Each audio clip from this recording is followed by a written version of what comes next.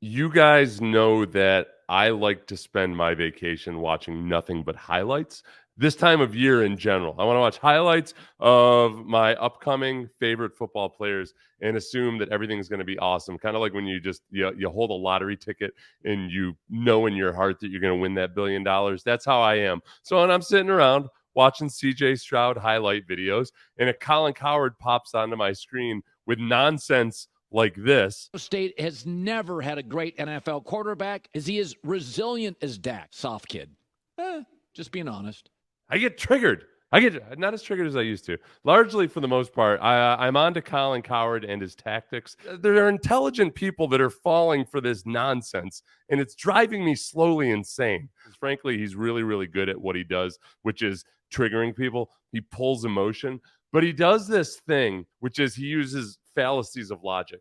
Fallacies of logic are these irrational tactics, illogical tactics, but that are very effective because they tap into your emotions, and sometimes you want to believe them, or sometimes you know that it doesn't make sense, but you can't quite pin it down.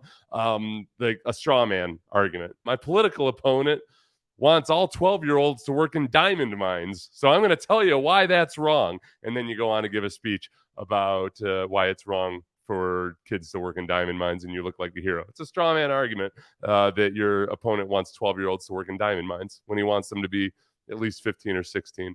A false dilemma would be like you're either with us or you're against us. These things that they sound good when you want them to be true, but when you don't want them to be true, they don't make any sense at all. But sometimes you can't quite figure it out. But I wanted to go through this CJ Stroud argument, I guess. I want you to identify with me. I'm going to identify a few things that Colin Cowherd does that once you realize it, it's actually kind of entertaining to watch him and see how he's able to push buttons and trigger either myself or others.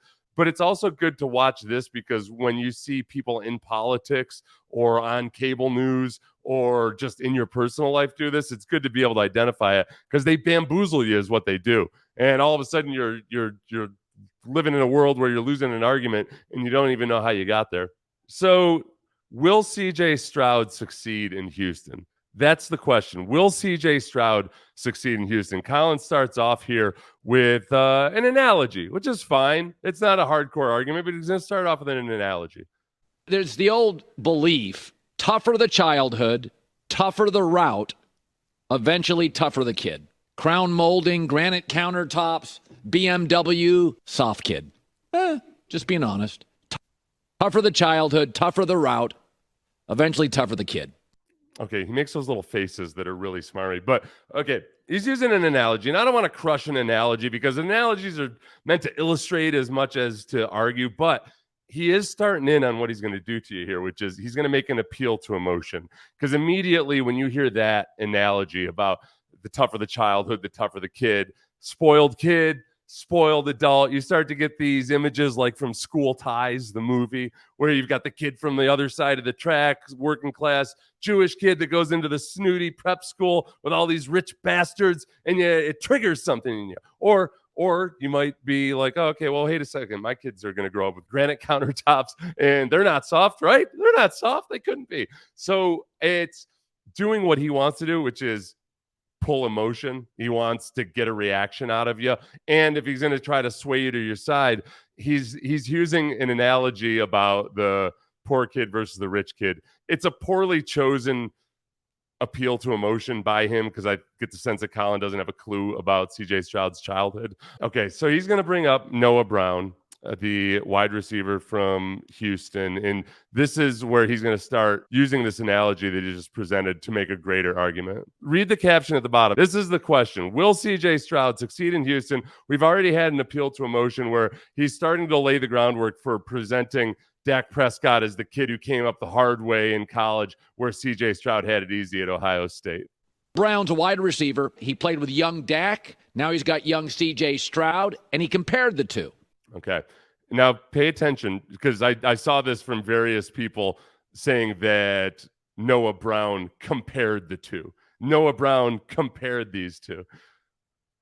But one of the draft comparisons CJ had was to Dak Prescott. Do you see any similarities there or no? They're both great quarterbacks. I mean, great arm talent. I think it's a little bit early to compare, a rookie to somebody like Dak Prescott, but that's great class to be in, and I think he has all the potential to live up to that, maybe even surpass it. So, I'm rooting for CJ.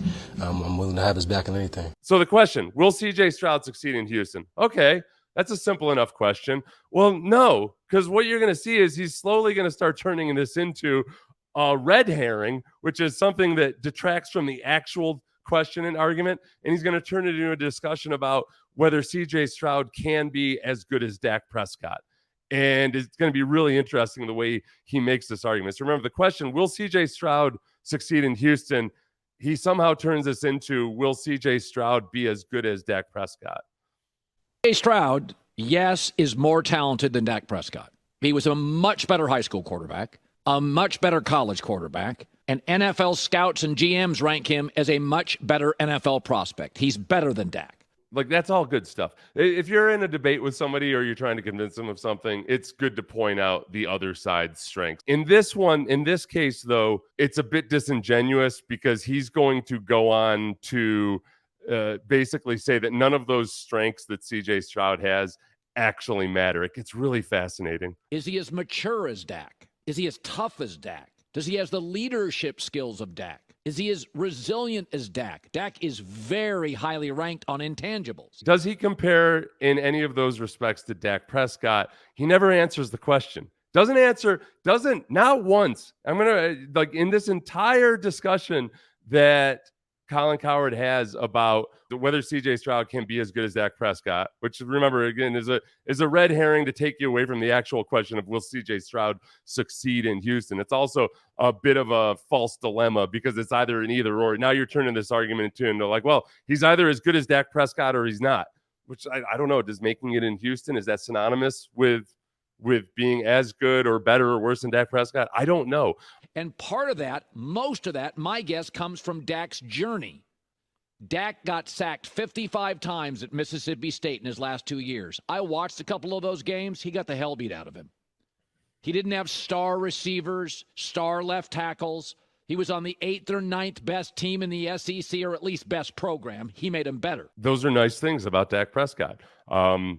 Very nice things about Dak Prescott. It's not the same path or the same route that multiple other so successful quarterbacks have taken in the NFL of all different varieties, but it's a nice thing about Dak Prescott. Oh yeah, I just wanted to point out too, if I were going to go ad hominem on Colin Cowherd, which I won't, because that would be a fallacy of logic to go a personal attack on Colin Cowherd. I would point out that when he was watching Dak Prescott in college, he said that Dak Prescott is in a backup in the NFL at tight end. So like that hardcore upbringing that leads you to be a mid-round pick that doesn't tend to work for hardly any quarterbacks other than a few every now and then. CJ Stroud went to Ohio State. His left tackles were 5-star. Go on to the NFL, 5-star wide receivers. Look at the last 2 classes he's been throwing to at Ohio State. Some of the best college receiving corps in the history of the sport. Great coaches, well-funded, in a much weaker conference where Ohio State, outside of their game against Michigan, has a significant talent gap. Easier route. This is like pay attention to this, because honestly, I had to diagram all this out to be sure I was following exactly what he was trying to do here.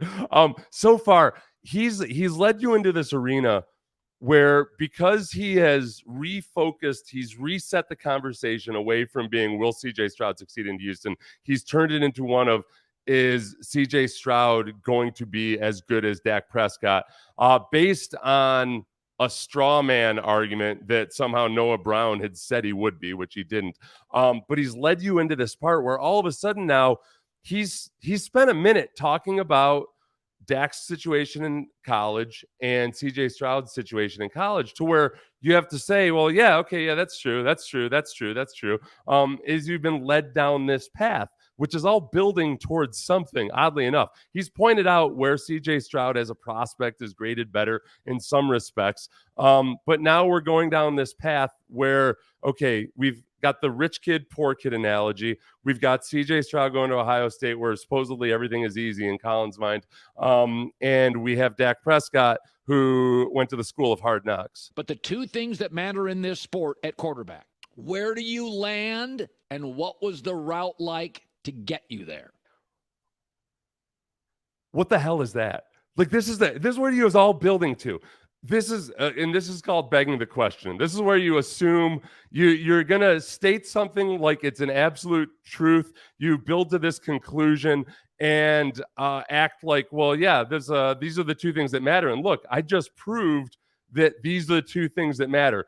Where do you land and how did you get there? So who drafts you and how did you get there? Two very important things. Don't get me wrong. How hard was the path to get there? But like, those are the two things that matter.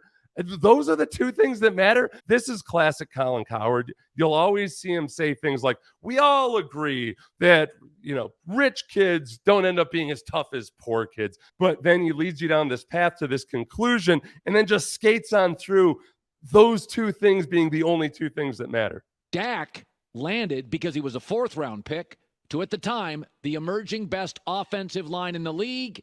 Again, that part's true.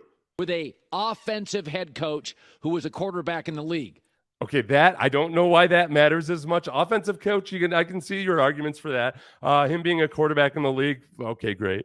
C.J. Stroud has a first-time offensive coordinator, a defensive head coach, and an offensive line 24th in the league last year. Ohio State has never had a great NFL quarterback, and I believe I know why. Because unlike the SEC, Ohio State usually has significantly better players than everybody on their schedule except the Wolverines, and maybe an out-of-conference game or eventually a bowl game. And because of that, their quarterbacks get overdrafted, meaning they get drafted near the top of a draft to better franchises. He meant worse franchises there. That's just speaking extemporaneously. And eventually don't have the talent and unravel. This is where it gets even harder to diagram because he's already led you down to this path to where you're supposed to be agreeing that, the only two things that matter are where you land and how hard was it to get there. But then he doubles down on it by saying something that I call it the fallacy of talking out your ass. He says something that's just flat out wrong. He's saying that quarterbacks from Ohio State get overdrafted. In the 40 years leading up to the drafting of C.J. Stroud, Ohio State quarterbacks had been drafted in the first round twice. They'd been drafted in the second round 0 times. So a total of 2 quarterbacks in 40 years drafted in the first or second rounds. One of them, Justin Fields, I don't want to make a fallacy of logic here. I do think that most people figure you should have at least 2 or 3 years with a quarterback before you really make a final decision on him. Justin Fields, maybe you're pessimistic about Justin Fields. I'll throw Justin Fields in just for the hell of it. Justin Fields was drafted 11th. Dwayne Haskins was drafted 15th. Nobody was drafted in the second round. Nobody else drafted in the first round. And yet there's this myth or this belief that somehow Ohio State produces all these bust quarterbacks. And they just don't. Now, you might want to have a discussion about, okay, well, why doesn't Ohio State produce more good quarterbacks given their offensive prowess, whatever it might be. But to act that somehow C.J. Stroud's going to be another one in a long procession of Ohio State quarterbacks who have been overdrafted, it's talking out your ass. There just isn't, it doesn't exist. That the overdraft of Ohio State quarterbacks is an overdrafting in which guys haven't even been taken in the top third of the draft that have had a chance to either roll out or not. So that's where it's just bogus. But it's a nice story, isn't it? It's really nice. And then here he doubles down on the assertion that it's where you land. And how hard was the route to get you where you land are the overwhelming keys in this league. I like C.J. Stroud. Are the overwhelming keys in this league? Kind of. Dak today, less talent, more W's, better team this year, offensive coaches, McCarthy and Garrett. Good luck to C.J. Stroud. He didn't actually make any argument at all there. Like, he concludes with, I like C.J. Stroud not as much as Dak Prescott, in answering the question, will C.J. Stroud succeed in Houston? And good luck to C.J. Stroud. He basically was just pattering around trying to insult people and piss them off as much as possible. I'm going to answer this, Randall. who cares what Cowherd says? I care only because it does get infuriating, but it's good to be able to put a name to things. When I first started doing radio, these kids that just worship Colin Cowherd would say things like, we all agree that kids that go to Ohio State will never make it as quarterbacks. And here's why. And then they get in and you get down the road and you're trying to be polite, but you're like, well, no, wait a second. We can't move on to this next argument. We can't move on with this premise that you have that you just completely plucked out of thin air. As far as Colin goes, and why I'm not like overly crushing him about this is because like he's on the record as saying he basically doesn't care if he's right or wrong. You know, the guy that called us a fraud, ask Alabama if we're a fraud. Was his name Colin Cowherd? Ask him, I don't never met him, don't know him. Ask him if we're Alabama if we're a fraud. Ask Ohio State if we're a fraud. Ask Oklahoma if we're a fraud. The only fraud is that guy. Because he didn't do his homework. I hope y'all print that. One of the things I've realized, you do not punish me if I'm wrong. You punish me as an audience if I choose topics you're not interested in. You have never punished me for being wrong. You punish me when I'm uninteresting and when I choose topics that you don't give a rip about. So basically, Colin Cowherd very eloquently there said, yeah, I'm a fraud, but that's just what we do here. We throw opinions out there. There's a reason that like when Colin Cowherd or Skip Bayless or anybody says something outlandish or they get proven to either be a hypocrite. Like I put up that tweet of him, saying that Dak Prescott was going to be a backup tight end in the NFL. Like they genuinely don't care. Like they like the fact that they're tweaking people. So be tweaked. He still tweaks me. It's a combination of him doing this stuff, but also his little Oh, also, let's listen to his take mid-season. Well, I guess that's the other part of it is, just because the logic is faulty doesn't mean the conclusion is wrong. Like, let's say, just hypothetically, some quarterback, let's call him CJ Cloud. If some quarterback named CJ Cloud didn't work out in the NFL, it still wouldn't make Cowherd's argument correct because his logic is flawed. And that's what drives me insane more than anything else.